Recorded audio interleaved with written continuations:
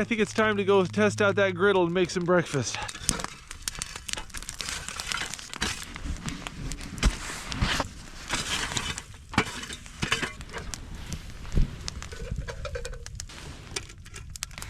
Okay, corned beef hash.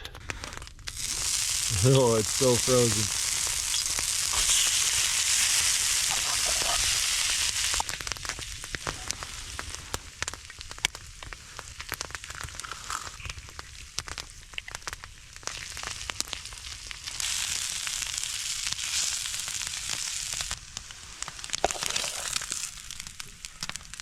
Yeah, it's pretty non-stick. Slid right off.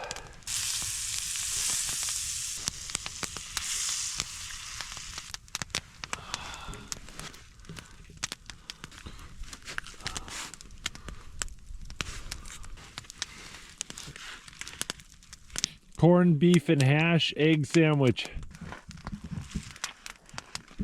Mmm.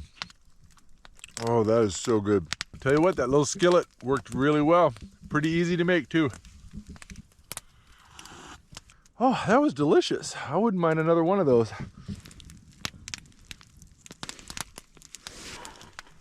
Mm. Oh.